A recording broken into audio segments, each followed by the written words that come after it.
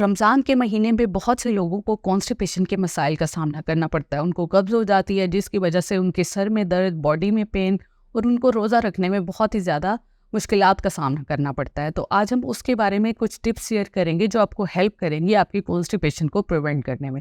السلام علیکم، مائی نیم از Sadia Fatima, I am clinical nutritionist and dietitian at Rainbow obesity and eating dish order centre.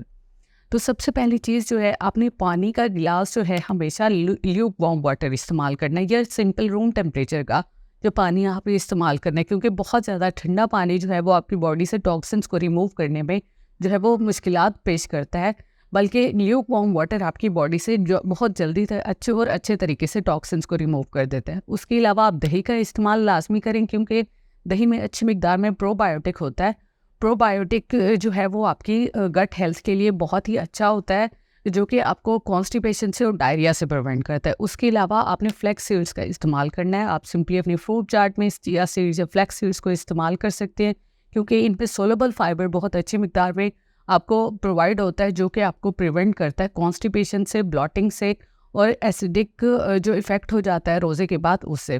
اس کے علاوہ جو ہے آپ سمپلی رات کو سونے سے پہلے 1 گلاس دودھ کے ساتھ اسبگول کا بھی استعمال کر سکتے ہیں، وہ بھی آپ کو ریچ اماؤنٹ آف فائبر دے گا. دوسرا، آپ نے رمضان کے مہینے میں اپنا ہائیڈریشن لیول بہت مینٹین رکھنا ہے، کیونکہ اکثر ڈی ہائیڈریشن کی وجہ سے ہی آپ کو کانسٹیپیشن کے مسئلے کا سامنا کرنا پڑتا ہے. جتنا آپ کا ہائیڈریشن لیول اچھا ہوگا اتنا ہی آپ کانسٹیپیشن کے مسئلے سے بچتے رہیں گے. اور دوسری ایک جو اہم غلطی ہم اکثر کرتے ہیں کہ افطار کے ٹائم پہ ہم دودھ پتی کا استعمال بہت زیادہ کرتے ہیں. دودھ پتی جو ہے وہ آپ کی سب سے بڑی وجہ ہوتی ہے کانسٹیپیشن کی. تو آپ سمپلی جو ہے سیپریٹ ٹی کا استعمال کر سکتے ہیں. دودھ کی مقدار بالکل کم استعمال کریں اور دودھ کو سکم ملک یا لو فیٹ ملک کا استعمال کریں، تو وہ آپ کو کانسٹیپیشن کے مسائل کی طرف نہیں لے کے جائے گا. اسی طرح آپ رمضان جو ہے بہت ہیلدی اور اچھے طریقے سے گزار سکتے ہیں، اور ان ٹپس کو فالو کر کے آپ آگے بھی کانسٹیپیشن کے مسئلے سے محفوظ رہ سکتے ہیں. Thank you so much.